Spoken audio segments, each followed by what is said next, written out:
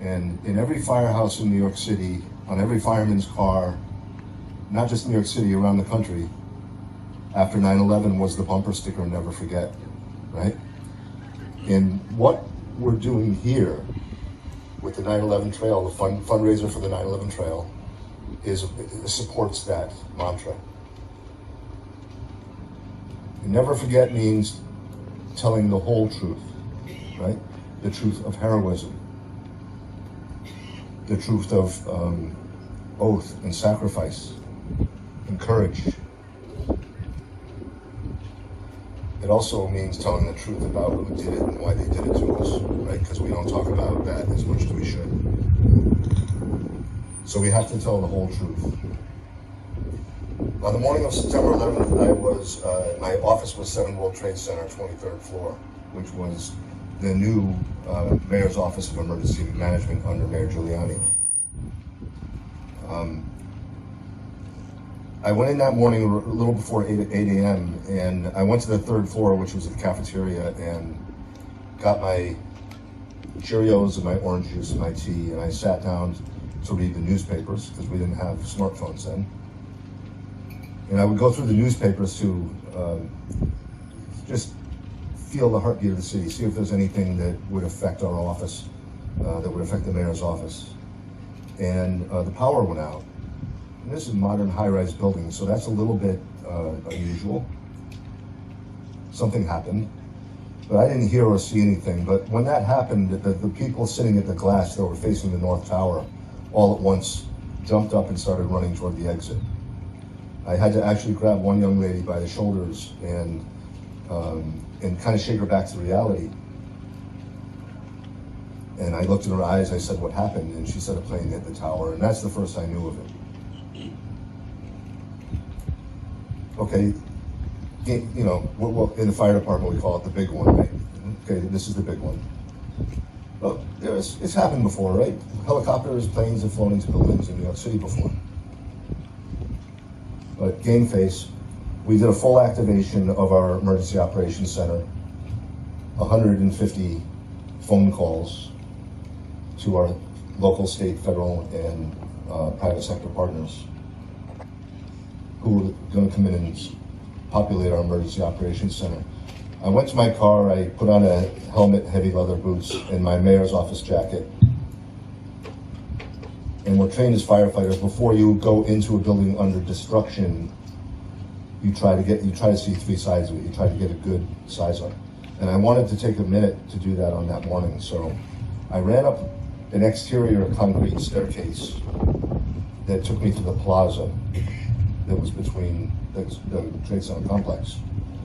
And later on, because that's what we do, right? Police, fire, military, right? We run toward it. And I ran up that staircase. Later, thousands of people would run down that staircase and escape with their life.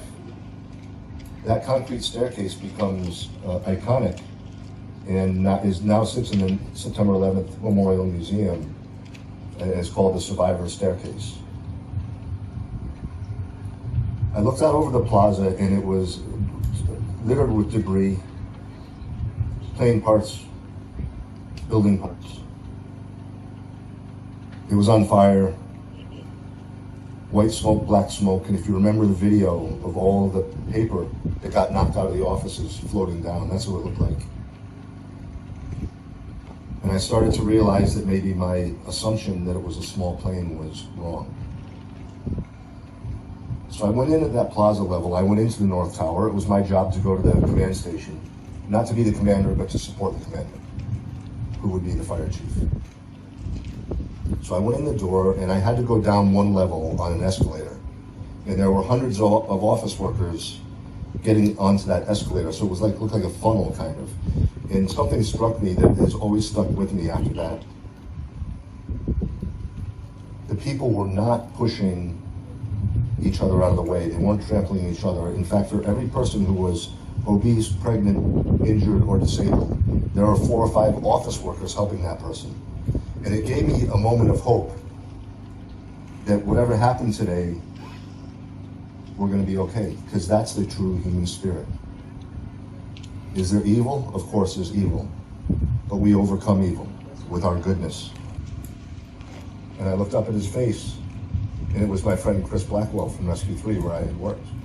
Chris and I worked together for 7 years, not just in the same company, but we worked on the same shift. So we did everything together. He said to me first, Timmy, this is really bad. And for us to say that to each other is meaningful. I said, I know, Chris, be careful, I love you. And he said, I love you too. And he went in the stairwell and he went up to save the lives of people he didn't know. Why? Why? Because he took an oath 15 years earlier when he became a New York City fireman. And in that oath it says, I will give my life for someone I don't know. But in this moment, it wasn't just words. It was indeed in action. And he made that choice. He turned around and he went in the stairwell and he went up. And he left his whole life behind him. Someone yelled my name, Timmy! And I looked over, and it was my best friend, Captain Terry Hatton, Captain of Rescue 1, the Manhattan Rescue, the elite of the Manhattan Fire Department. I ran to my best friend. He was 6'4", and he put his arms up. And he was so big, I kind of wrapped my arms around his chest.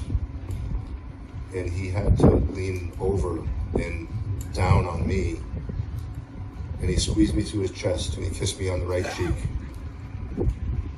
And he said in my ear, I love you, brother. I may never see you again.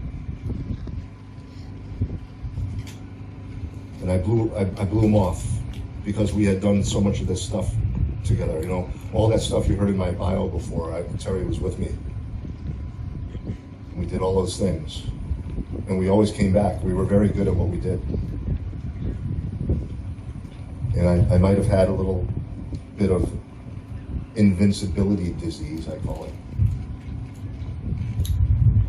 But Terry was more of a realist, and Terry was way smarter than me. I love you, brother. I may never see you again. And then he turned around, got his men, and they went in the stairwell, and they went up. They demonstrated, indeed, the greatest love. And none of them came back.